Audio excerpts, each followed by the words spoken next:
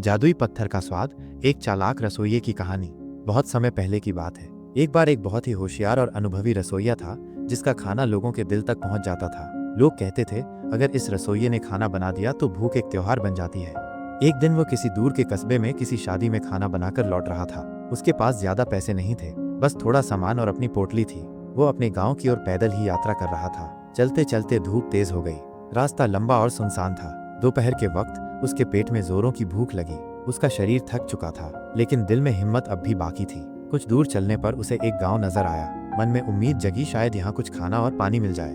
वो गांव में गया और एक घर के दरवाजे पर दस्तक दी। भाई साहब, मैं मुसाफिर हूँ, कई घंटे से भूखा हूँ, क्या थोड़ा खाना या पानी मिलेगा?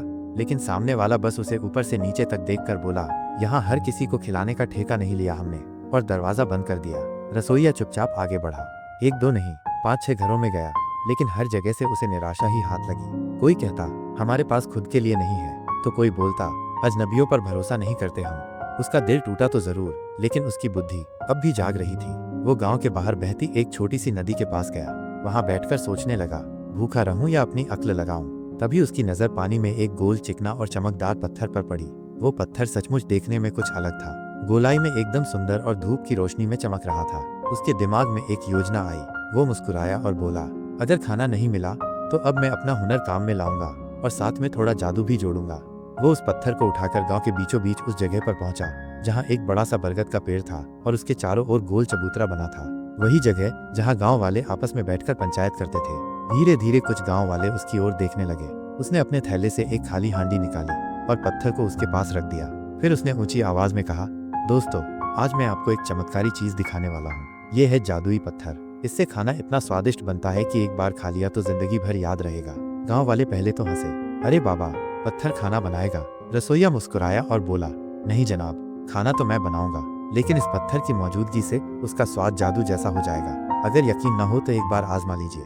अब तो कुछ गाँव वाले उत्सुक हो गए। उन्होंने आपस में बात की, अगर ये खाना बनाना चाहता है तो बना लेने दो, सामान हम सब मिलकर दे देंगे। खाने के बाद पता चल जाएगा इसका जादू सच्चा है या झूठा। फिर क्या था, कोई चावल लाया, कोई दाल, कोई मसाले और कोई लकड़ियाँ।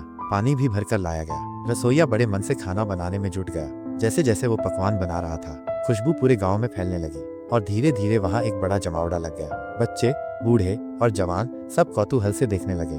जब खाना तैयार हुआ तो सबसे पहले गांव के मुखिया को परोसा गया। मुखिया ने एक कौर खाया और आंखें फैलाकर बोला, बाप रे, ऐसा स्वाद पहले कभी नहीं चखा। सच में ये पत्थर जादुई है। फिर तो सबने खाना खाया और सबकी जुबान पर एक ही बात थी, भाई, ये तो चमत्कार है, हम ये पत्थर खरीदते हैं। रसोइया ने थोड़ी नानुकुर की, फिर कहा, अगर आप सब चाहते हैं तो ले लीजिए, लेकिन ये केवल उन्हीं के काम आएगा जो खाना दिल से बनाते हैं। गांव वालों ने उसे ढेर सारा इनाम दिया, अनाज, पैसे और सम्मान। रसोइया ने पेट भरकर खाना खाया, पत्थर वहीं छोड़ दिया और मुस्कुराता हुआ अपने गाँव की ओर चल पड़ा। दिल में संतोष था कि भूखा नहीं रहा और साथ ही लोगों को एक सबक भी दे गया। असली जादू आपके हाथ और दिमाग में होता है, चीजों में नहीं। सीख, मॉरल, हुनर और समझदारी से हर कठिनाई को अवसर में बदला जा सकता है और कभी कभी एक छोटी सी तरकीब आपको बड़ी मुश्किलों से निकाल सकती है।